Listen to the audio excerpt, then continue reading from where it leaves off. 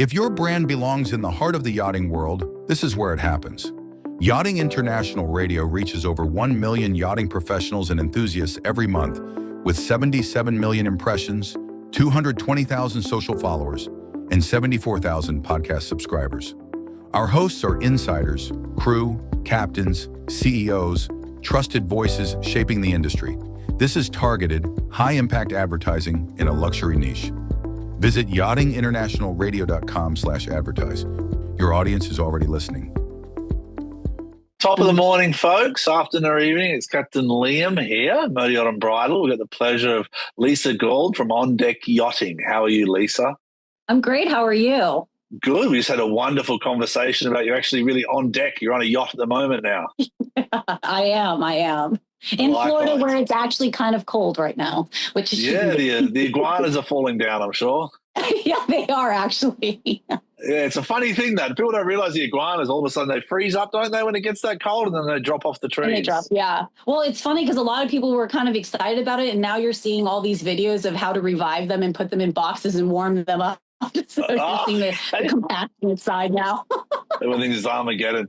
Anyway, we connected on LinkedIn, and what really kind of got me excited about working with you is kind of the approach you've got to the systematic solutions to yachting.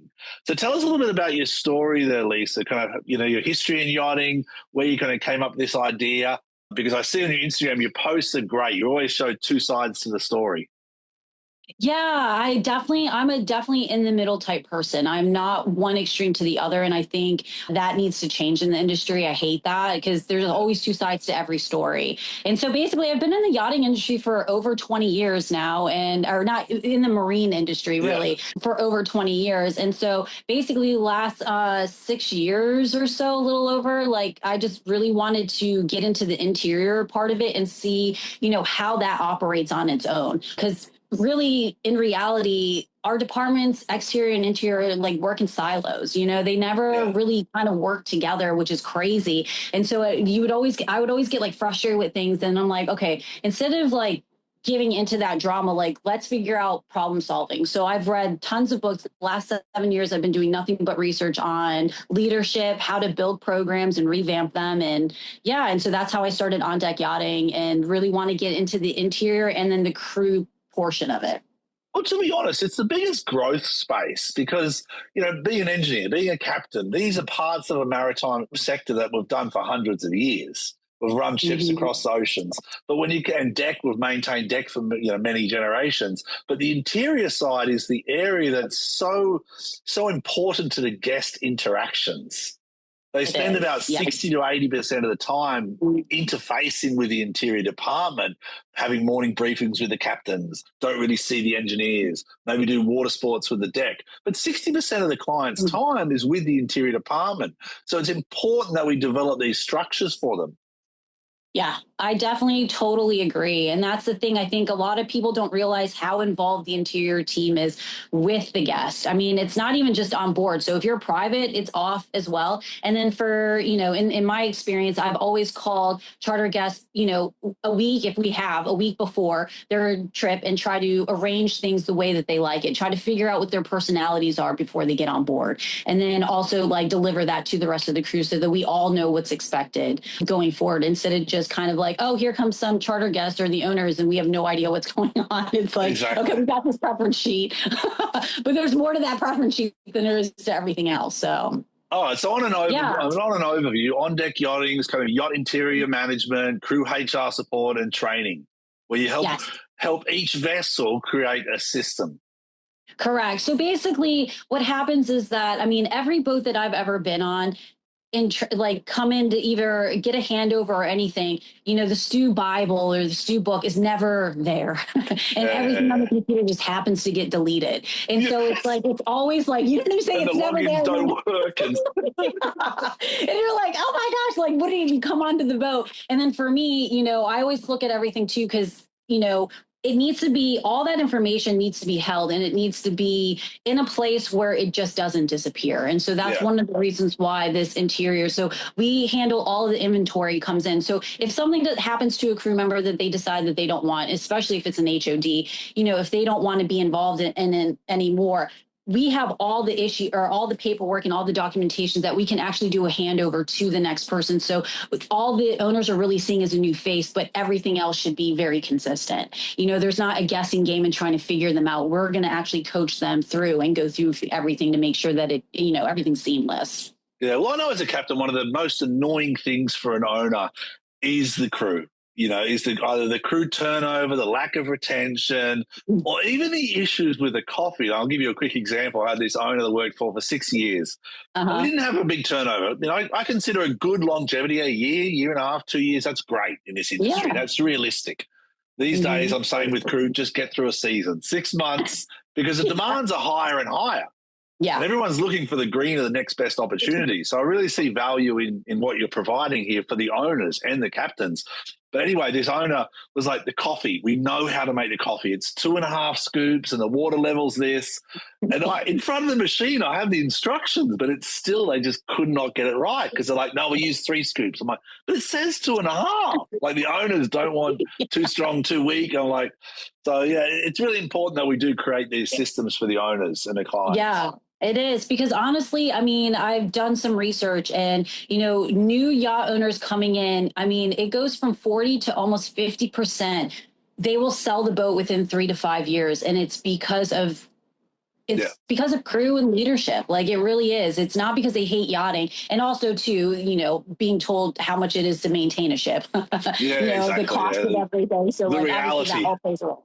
But the reality, but it also doesn't help when you're coming in, what is luxury? And that's one of the things I started researching a lot on is, for someone like us, what does the word luxury mean versus an owner? It's 2 different, definitions. For an owner, for us, it's basically, the nice yacht. The yacht is the luxury. Them coming in on their private plane is the luxury. And luxury to owners it's time, it's precision, it's, everything working, peace, privacy. That's what they pay for. That's when you start making that kind of money. It's not about the things that you have anymore. It's about how can I have my privacy? How can everything works smoothly? You pay that extra money to get that. We're not a days in. And that's why I always, when you hear crew members always saying, I have, 15 years of hospitality and I want to come into yachting. Well, this is totally different. You're cleaning constantly. If you're taking a shower 5 times a day, guess what? You're cleaning that shower 5 times a day. And they pay for that. Like that's what they expect because they don't want any issues. They have enough stress at work. They don't need to come on their yacht and have stress. Well, this is exciting. We can talk about whatever we want. I know we had a couple of questions here and some ideas, but it really made me think because people ask why I do what I do. And the number one reason I push the crew, I push the boat, the owner, to get a standard, right? To create this luxury environment. And over 7 days, in my 25 years in yachting, it's so small. The experience that the clients have, the timeline is so small for them to get that space. And it's like, for example, it's generally only sometimes 10 minutes a day when an owner or a client can actually sit and relax. They've got their tea, they've got their space. You see their stress levels coming down, the blood pressure's reduced, the kids are playing, they're reading a book, they're spending time with their partner. And I see them in this zone and the sun's at the right angle and the dolphins are there. And those moments, because I look for them so hard and everything else is creating these moments of luxury. And you're right. I think the further, the longer we do this, the more the owners are looking for that specific moment in time. Yeah. Correct. And that's space. That's creating space for them. It is. That's why I think the interior department is the key to that. The interior department, to me, the standards of the interior department and of service are the key to that.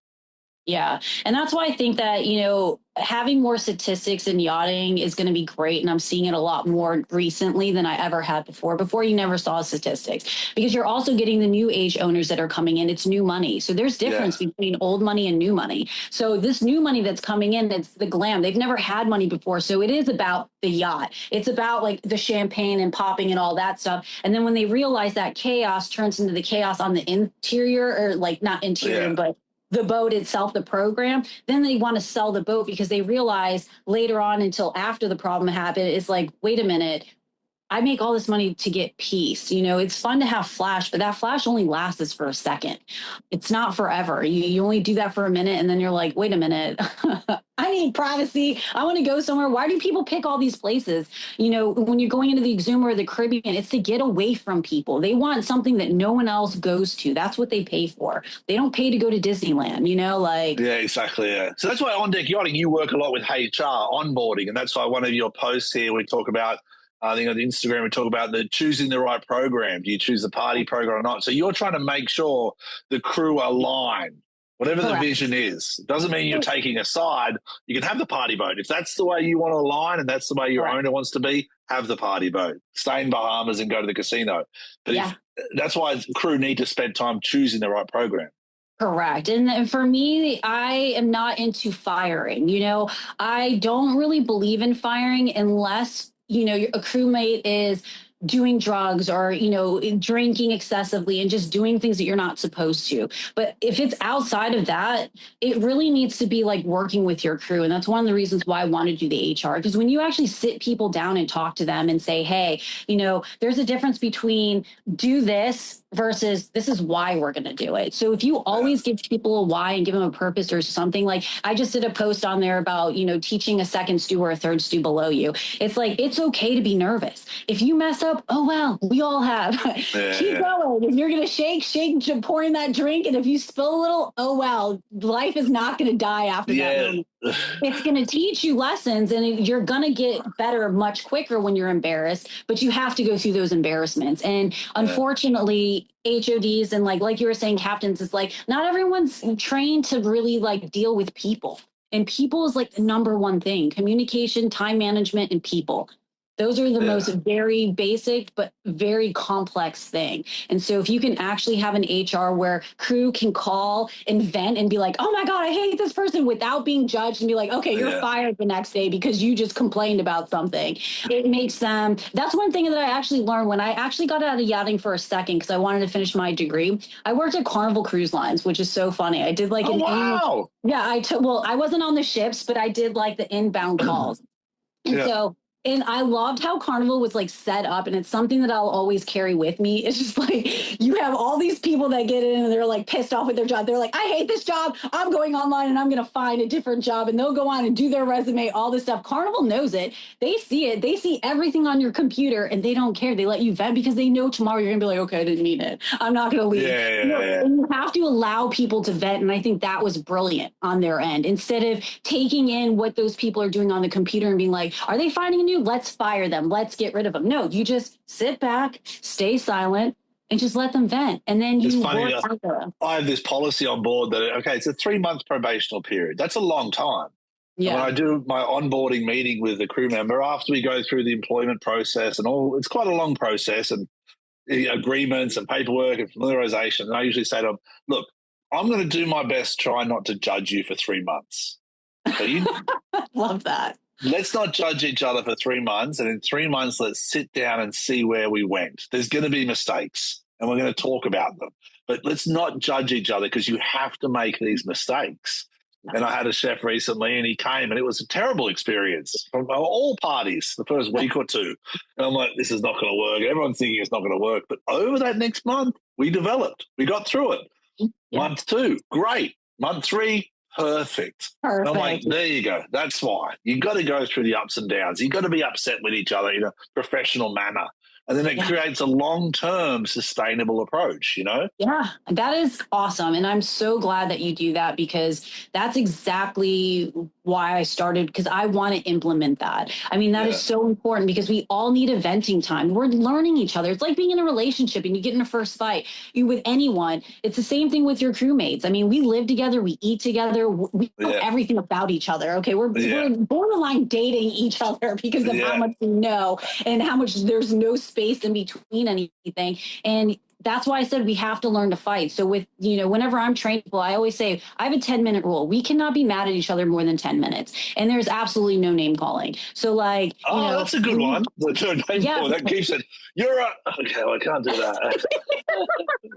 Yeah, because those words you can't ever take back. And that's the thing. So like when you make that rule, like you can be mad and be like, oh, you're being such a that's it. Just leave it at that and then walk away. You know what I'm saying? You could still be angry, take it out, but go and like say it in your head, go to somewhere else and just say it out loud and scream it on the top of your lungs. But don't ever say it to the other person, because once you do that, that animosity is really hard to, I mean, that's anything in your normal life. Anyone that says you're this, and then you're like, oh my God, am I? So you're either going to take it back and like, you know, have a heart attack about it. How much you can take as well. It's like how much, you know, when the glass is full, the glass is full. And when you're done, you're done. You know what I mean? Yeah. So talk to me more about the onboarding process for On Deck Yachting. So a client reaches out to you, an owner or a captain, and says, we're interested in working with you. What do you go through? What are the questions you ask them, or how do you go through the process? Because it sounds really exciting. I think it's great. Yeah. So basically I have these like 3 different packages that you can like, it's basically build your own, because every program is completely different. So for me to sit there and say, this is exactly what I think, no, basically I come on, it's like, what problems do you see that you want to solve? What are you not happy with? You know, those are the things that I want to ask and get to know. And first of all, I want to get to know their personalities first off. So I'm going to ask a lot of personality questions. You know, it's like, what do you like to do for fun? All of that stuff. So I can see your personality, because you might not be able to tell me something about yourself because it's about ourselves. You know what I'm saying? Like, you might not know what you're doing, but if you tell me just anything about, I can talk to you for 5 seconds and tell you right off the bat what type of person you are. I can look at anything when you're sitting down at dinner, for instance, service. You know, if you're sitting there, the way you use your cutlery is how I'm going to address you, which is so weird. I teach all my girls this because, you know, a lot of people they have different types and styles of etiquette of what's at the table. So if you use the wrong fork, you use your salad or your main fork for your salad. Now I know I can relax and talk to you. If I know that you're using your proper, and now I know I have to be a little bit more proper to you. If you definitely are crossing your forks and doing that, now I know that I'm not supposed to speak to you during service. It's all those different things. So I'll do the same thing in my interviewing process But people don't teach people that these days. I mean, I know there is interior courses, but that's, you know, I come from a restaurant background. My parents run restaurants on the East Coast of Australia. Most of things, what I was taught is watch, observe, don't talk, you know, listen and look, and you will learn so much more from people, you know?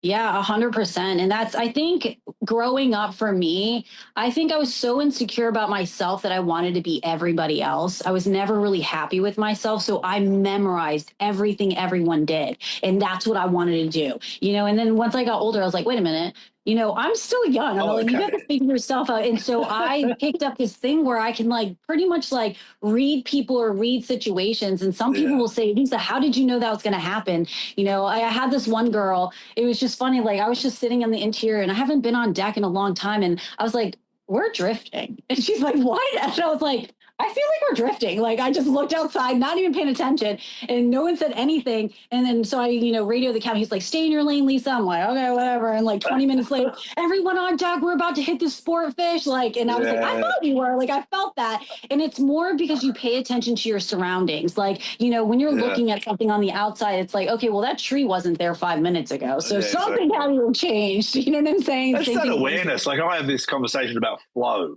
What is the most important part of a charter for me is this, what I call flow, and people don't get it, but it's like dance. It's a show. We're putting on a show, people, and you need to narrate every part of that show so the client feels natural.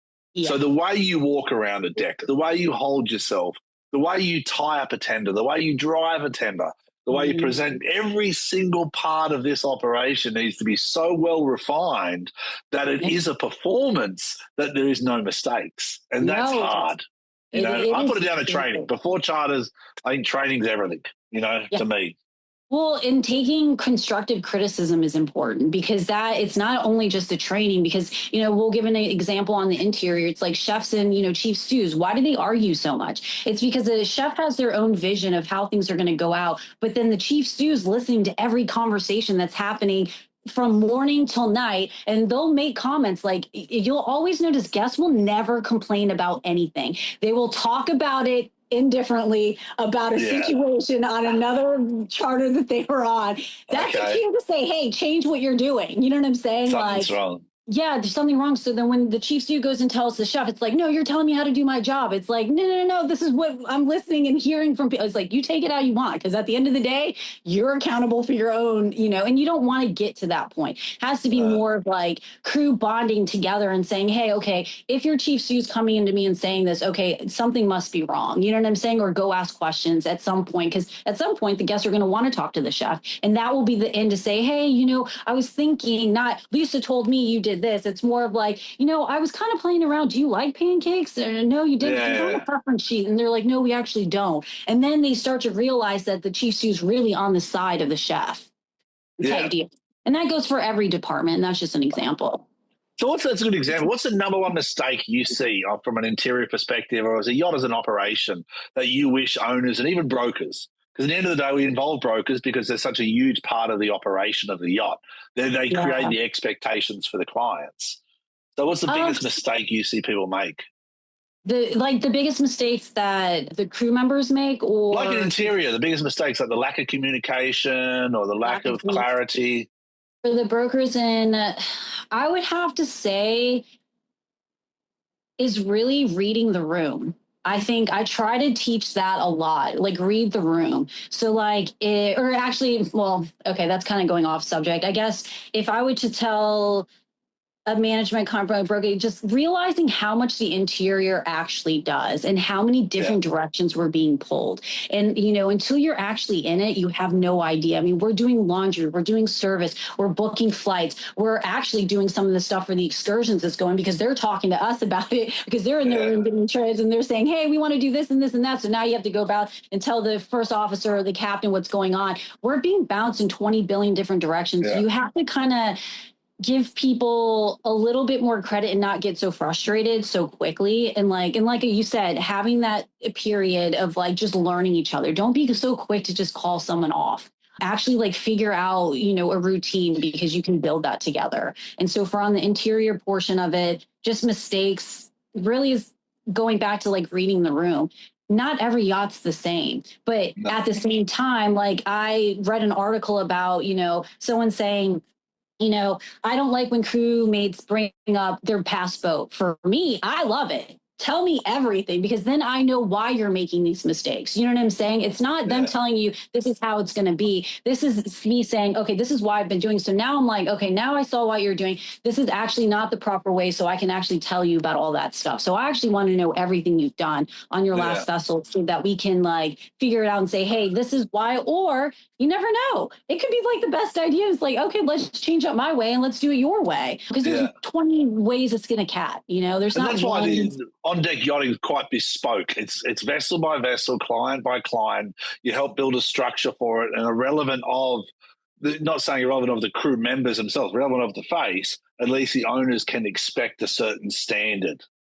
Correct. Or like the owners giving and up their captain. vision.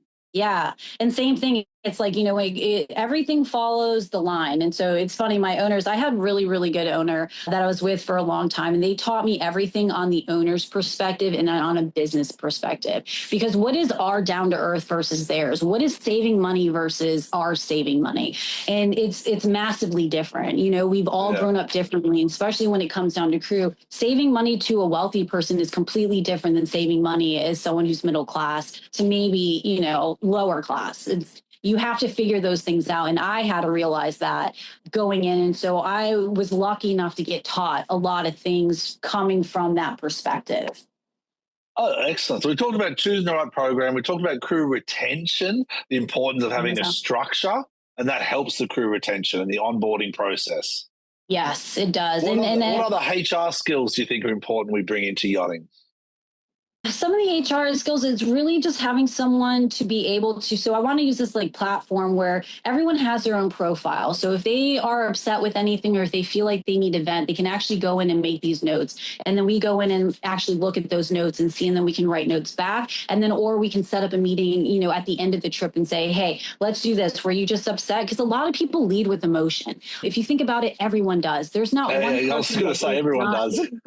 Everyone does. And it's hard not to. So like you kind of need that third party that comes in and say, okay, I think you're a little emotional. Well, you can't say it like that, but don't let your emotions take over everything. And because once everything, like you said, with the 3-month thing, it will simmer down and you get hyped up because we all don't want to fail. That's what it comes down to. When you're on a trip, you're nervous because nobody wants to fail. No one wants to show these people a bad time because A, you don't want to lose your job. B, you don't want to look stupid, and that's normal on every department.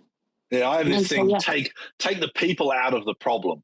And that once I do that, like captain and engineers, we are naturally designed to have conflict. That's just, as a captain of a yacht, as an engineer down the bottom, we always have a different approach to things. The way we think is different. As a captain, we think kind of navigation, global management. Engineers think don't break the things, how to maintain them, how to run them up correctly. So the engineers and I will always have a conflict, but I always say, let's take the people out of the problem. This isn't a captain engineer talking. This is two people talking neutrally about how do we solve the issue. What is the issue and how do we have solutions to that issue, taking ourselves out of it. And it's really like putting in roles too, because I've interviewed hundreds of people and it's crazy how much I will ask each person, what are your responsibilities within your role? And I don't think I've ever had one person really tell me what their responsibilities are. And I think that's why the junior crew really love me, because I'll sit there and say, hey, this is your department. This is what you're responsible for. Everything in this circle is you. I was like, ultimately it is me. But when it comes down to accountability, if it doesn't get done, that is on you. So if I come in and like help you out and do something, because I was like learning over time, I was going in and actually, because I'm a chief stew that's actually very hands-on. Like You'll never be one that just sits up in the wheelhouse and do nothing and think that I'm doing inventory. I want to go down. One day you want to do service, go ahead and do it. I'll clean toilets and do beds. I don't care. I have no. By the way, I think you're phenomenal. I think what you've created here is unbelievable. And just talking to you, I can feel your passion and excitement about it. And I think it's a wealth of knowledge that's come from, it's really proud of you. Well done. Oh, thank you. Yeah, because I just want to. I just want to see this industry be better. I had a lot of hardship within the industry, and I don't want to leave and exit in something that I've dedicated so much time to, and kind of like just leave it as okay, whatever. Let the next people kind of handle it. Like I want to watch people grow. Like I want to watch these people become chief stews, first officers to captains. Like I want to see everybody do really, really well. It's third party oversight that's what we're lacking. And I think that's what we're talking about here. Because as a captain, we have the way we think it should be run. As a chief stew, the way we think it should be run based on our independent experience. But it's important that we have that third-party oversight that kind of takes another angle at it. Like I had one owner once tell me, Liam, helicopter view, captain, helicopter view. And he always said this. So I'm like, one day I was like, okay, tell me more. And he's like, if you just take yourself on a helicopter 1,000 foot in the air and look down, do you see the same problems? And if you don't see that problem, then don't worry about it right now. Like prioritize the only 2 or 3 things that you can actually see and control. And a lot of times I use that analogy. Like you need a third party oversight to help you have a different perspective to solve the issue. Yeah. More eyes, the better. And and especially the higher you get, and especially with captains, like who do you guys really have to vent? Who does the HODs have to vent to? And thank God, the exterior has the captain, at least you guys can go together. The interior really doesn't have that. It's like, who do we go and like talk about? The captain, honestly, like, it's not that you guys don't know, but you aren't trained to like make beds properly or I agree with cocktail and do all of that stuff. So how do you talk with someone that is not in it? And so that's with the third party portion of it. And I think that's where our company actually has, because I have exterior and interior, the HR department does work because I know how the exterior works and I also know how the interior works. So whenever people are, having their struggles, I can see from both sides and try to be as neutral as possible. Because that's always the. Yeah, absolutely. I think it's fantastic. So we're talking about leadership support then. How do you think, or what have you seen as traits for a good leader, and what traits have you seen for a bad leader in your experience, or when you look at these different platforms that you work with?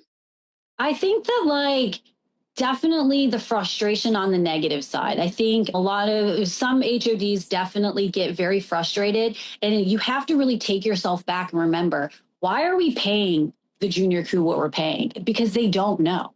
They're coming in and they're learning. And we sometimes get so focused on the trip itself that we just automatically say, well, I showed you 3 times, you should know by now. And it's like, no, it takes time. It's like, how long did it take us to actually get to where, and kind of brings them back down a little bit. I don't think people, I definitely think a percentage are malicious and just has an ego power trip of I'm in charge, you're going to do what I want to do. And then you have the other is just they don't know how to manage it because no one's really taught them how to manage it. So they get frustrated and they forget that it takes time to build. Just because you said it 3 times doesn't mean they're going to learn it. And the more you yell at someone, the more nervous and the more they're going to mess up. And so that's where On Deck comes in, and we can actually be with these people and say, hey, okay, where do you find the problem?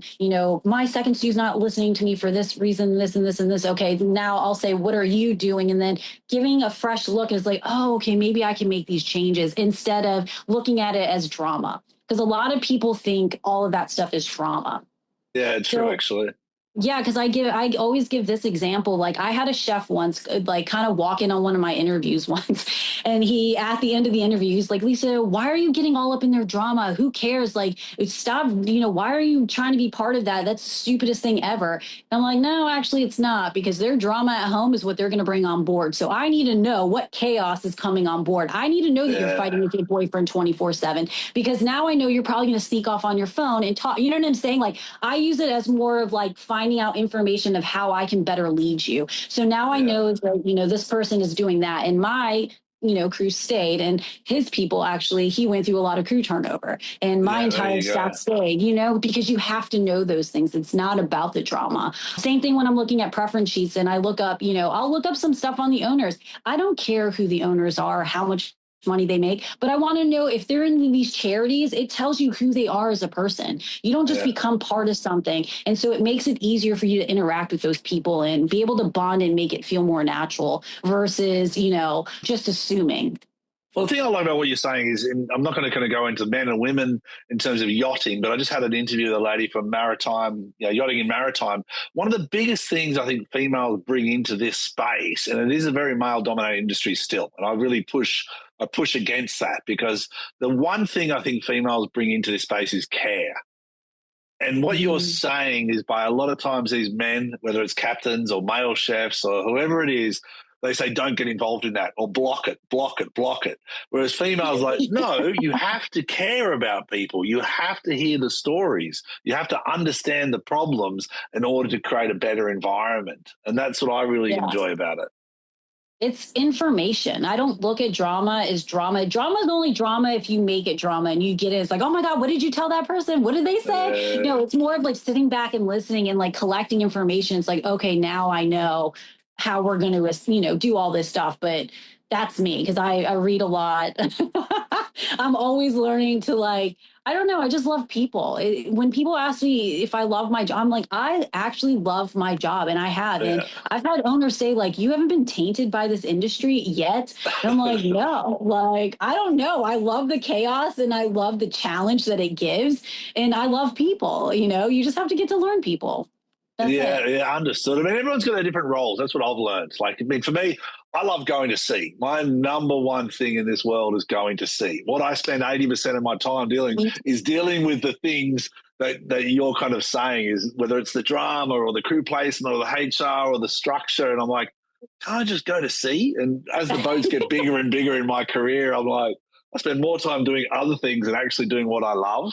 So as I age and get more mature, as a captain, I'm realizing outsource the problems. Outsource the problems to On Deck Yachting. Outsource media issues to professionals, so you can actually spend more time doing what you're actually good at it. And for me, I'm good at preparing a crew to go to sea and give clients great experiences. And that's what I think people need to focus on, as opposed to the HR issues or the different issues that your company provide a solution for. Yeah, and that's one of everything that I've watched and seen you've done, we need more of that. We need more captains that understand that, understanding it's this is your job role and this is what you do. And instead of saying that you have to control everything, and not all captains are like that. It goes with brokers. You see brokers talking crap about captains talking about, I don't like these management companies. And it's more because not understanding what our role is. So I'm really Join Mean is from the Super Yacht Alliance, and it's a great group that created the I Am a Guest program. You know, the I Am a Guest interior COCs? And that's Joy Mean. And I had a great conversation with her, and she kind of brought up the same thing. She goes, do you realize there's about 56 jobs in yachting? And I was like, no. And she's like, yes. We broke it down one day as a group. They have a lot of these action groups. And she goes, it's unbelievable. And brokers and managements, DPA, CPA, CA, CB, all these different names. And that's when you realize that everyone needs to know their roles and responsibilities in their role, in their title, you know, and that helps that clarity. Whereas traditionally it used to be captain knows it all, captain does that, he's responsible. Captain's still responsible. It doesn't mean they know that, though. They're not an expert in that field, you know? No, that's perfectly said. And that's the thing. And a lot of people just want to take on more responsibility than they need to, you know, because they feel it's like FOMO. Fear being left out, you know, and it's like sometimes like you realize, and you don't realize it until you're older, like you said. The older you get into the industry and the longer you've been in, it's like, man, I don't want to deal with any of that stuff, you know? And like I said, John, for me, it's giving back. Like you're creating a system now that people can tap into and see a benefit, and an owner can enjoy their experience. And that's your giving back. You know, for me, my giving back is having these conversations that I hope people share and listen to and go, that's a good point. That's a positive approach, as opposed to the negative stories we hear in yachting. And that's a bit that, you know, the reason that motivates me is I hear these negatives. I'm like, it's not all like that. It is a beautiful world. It is a beautiful space with beautiful people. 90% of the people in yachting, I think, are really special, that have changed their lives, gone through so much sacrifice in tight, confined spaces, hard work, long hours, and somehow we come out of it with a smile.